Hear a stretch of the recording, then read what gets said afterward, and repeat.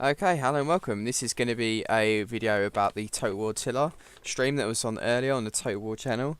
Basically, it's kind of stuff they done at EGX roughly about a month ago. So they go over the campaign map, or campaign in general. They do the battle, which there's no real new information in the battle. So if I'll leave the link of the stream video etc in the description, but to be honest, skip the battle, and then there was a massive Q&A section at the end. Some of it was just general basic questions because obviously the chat was talking stuff like that, which fortunately I didn't actually watch it while it was live, but anyways. But most of the information I have written down, it might be a bit out of place in certain areas, but it goes in the theme of how when the video started and carries on for that 5-minute mark, 10-minute mark and so forth. But most of it's the campaigning, and I've written some stuff down about the questions, and I'll see if I can remember some more. But anyways, they start off with the campaign map, and they talk about basically the Western Roman Empire. You obviously allied with the Eastern Roman Empire, so it's not like you're separate. You can help each other out with trade, and I assume with certain battles you might be able to call upon them. You obviously have this stuff is obviously reminiscent to EGX, so some of this I have talked about before in a previous video, so bear with me. As the Western Roman Empire, you have the threats from the Saxons, the Germans, African tribes, which are to the south. Obviously, the Germans will migrate from the north because another key feature that they've got, which is climate change. So later on in the campaign, obviously, climate change will happen more and more and more. So the colder it gets, it will go further south. Due to that, it will affect you economy-wise. So obviously, you won't have much vegetation, not as much money for trade and stuff, but you also get the migrating factions, which would be the Germans or whatever, anyone from the north, so they will be migrating to the south, so they can obviously threaten to attack you. If you play it as the Eastern Empire, I assume this is how you start off with, you have Emperor Alaric of the Visigoths, who breaks the allegiance with the Eastern Roman Empire and obviously starts attacking you. I think that's the general theme of what they were saying. That's probably not guaranteed, but either way, the Visigoths can attack you. So, climate change thing, which I mentioned. Saxons have been said that they are a playable faction. You, instead of the Western or the Eastern Roman Empire, you start off with a big empire. You obviously got to maintain it.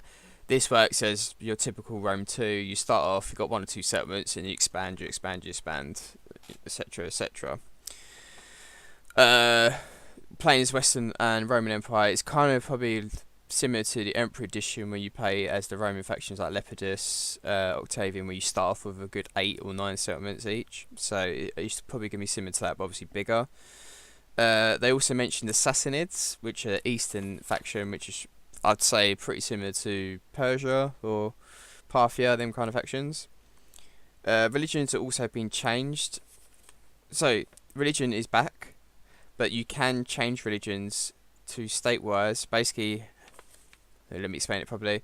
You can start off with, say, Christianity, or I'd say typically pagan at the time. You can start off with pagan, and then Christianity could come along, or in the area. You can change that state-wise to your whole faction religion, but later on you can also change it back to pagan. So you can, depending on the area that you are, you get buffs and debuffs from the certain religion that you have. So Christianity, you could have pagan, you can have Eastern influence, maybe like Muslim, I would assume.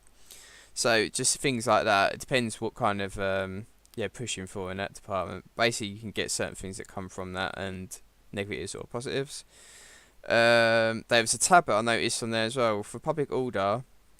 This is on the there's an awful lot of tabs on the actual campaign map itself you can load up into, kind of like when you do the diplomacy in Rome 2, but there's like about 8 or 9 things. You can see attitudes towards you, you can see economic growth, so it'll go from red to green. But with this one, it says for public order, there's a current and there's a predictive button. Current obviously is what is at that current time. So for instance, you might be on the yellow.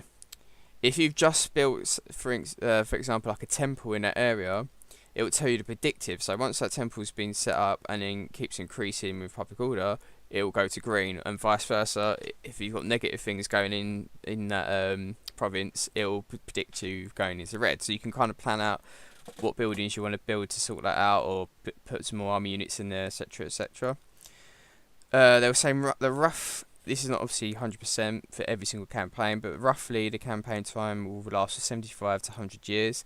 They mentioned that there was 4 turns per year, so basically still the seasons are effective, but obviously once the climate change comes in, it's not always going to be really sunny.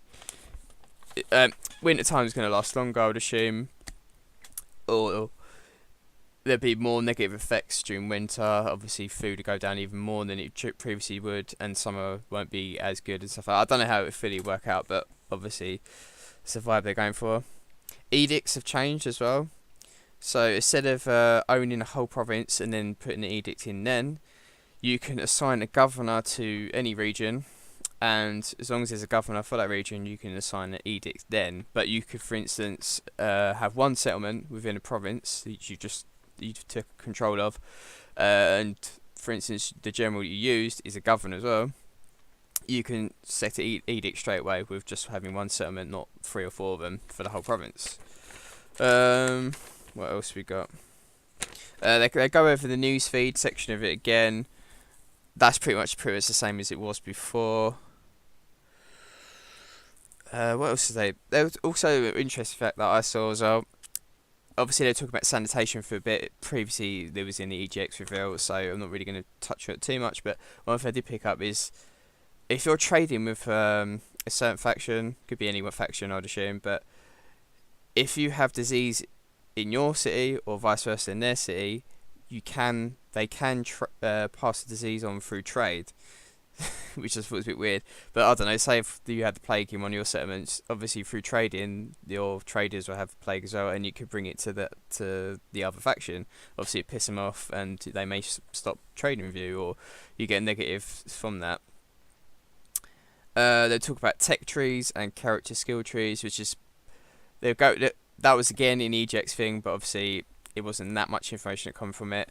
That was just basically, it looks like a Shogun 2 research tree thing, but they've combined them, so most of the UI now is very easy to streamline and easier to pick up some stuff. The battle, like I mentioned, is pretty similar to what has happened previously. He funneled them into certain areas. Unfortunately, it's not the battle which is in the background here, because I didn't have time to export video off Twitch and then convert it over, and etc. So I'm using this old footage from the battle from GameSpot, which is the first one I found on YouTube to convert over. But you get the general gist of it. But it's generally the same vibe. There wasn't that much information that come from it, and then it was quite loud as well with the music in the background, so I couldn't really hear him all the time. But we'll go on to the question and answer things. Again, some of it is just basic shit, which people are asking, oh, what factions? Oh, we can't answer that. What's this do? Silly answers like, oh, can roads be built in this game? I was thinking, well, duh. But a lot of it, they were saying, some of the questions they're answering is, oh yeah, it's the same as Rome 2, but we've changed it a little bit, but it's more of like a stat thing or stuff like that. Questions I picked out, not a lot to be perfectly honest, but the ones I thought semi-interesting. They're asking about unique cityscapes, so for example, Constantinople, which would be the capital for the Eastern Roman Empire. They're like, oh, is it unique as in Carthage? When they first showed off Rome 2, they were showing off Carthage and all that, so imagine that, but obviously there's more unique stuff. But it also works with, as you can see in the background here, you've got Londonioum, or aka London. They look so much better city-wise than they do in the previous Rome 2. So they've obviously gone into a bit more. I don't know if there's going to be more variety, because with Rome 2, they're very good, but they're quite similar majority of the time, but then again, most of it is Greek or Roman influence. But I assume it's going to be per region, it'll be different, so Eastern, Barbarian, and so forth. Agents, they also said, I know you can obviously get a priest in this one, because obviously there's religion in this, so instead of dignitary, it will be a priest. But they're also mentioning is, in Rome 2, you get all your traits straight away. So for instance, you click on assassination, you can assassinate someone. Doesn't mean there's high percentage for assassinate someone or manipulating them or whatever. There's like 3 for each one, 3 for assassination, 3 for manipulation. But how they're doing it in this one is you start off with a clean slate, but you can progress into new skills. So obviously when they level up, you can get a skill for manipulation, for example, or I can get a skill to assassinate someone. This is what the vibe I was getting from that. I don't know if I got the wrong end of the stick, but you can progress into different skills. You might start off with 1 or 2, like basic ones, but you can progress into the next one. So once you level up, instead of just leveling up the skills you already have in Rome 2, because obviously you can get higher percentage the more levels they went up, you have to obviously obtain them with this one.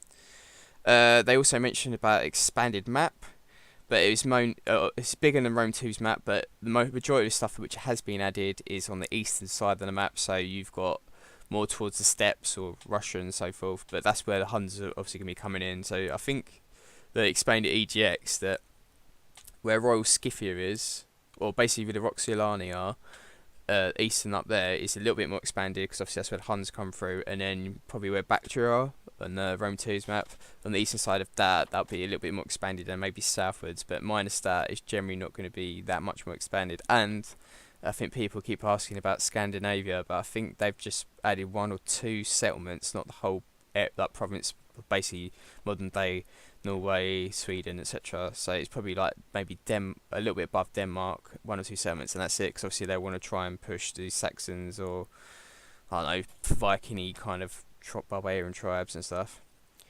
Another interesting thing from the questions I noticed as well, someone asked about fires, because obviously they talk about a lot of them in siege battles, but they were even talking about it in land battles, which I thought was pretty cool. So you can also use that you could, I don't know, have onagers and use it in the land battle. So for instance, I'm trying to get some barbarians, they've got some raiders in a forest, hidden. I can obviously I wouldn't know where they were, but I could fire into the forest and set it on fire. Obviously, it would disperse the units, even kill some. Also, you could use it in the sense of, oh yeah, I know where they are in the forest, I'm coming up into the forest with my troops, but to fire ahead, you can set their part of the forest on fire, and then you can, I don't know, you can use it in a tactical sense like that as well, which I thought was really, really cool. Overall, it was a good, interesting stream. Obviously, like I said, I'll leave it in the description below, but best for you guys to watch it yourself. That was the key points that I did pick up. Some good. Majority of it is just obviously expanding what Rome 2 should have been. Obviously, most of it again is taken from old games, so Rome 1, Shogun. They've kind of taken the best features from them and obviously put them into this, because some of them they'd left out in Rome 2. For example, the family trees. Obviously, I didn't really talk about the family trees, but it's the same as EGX. But it seems like you can do a bit more of that. You can marry people off. You can make family members governors and so forth. So they do have a bit more weight behind them. And I think the way they're talking about it as well is they last longer, so they're not going to die off as quickly. So you can invest in them and take a bit more time into progressing them as well.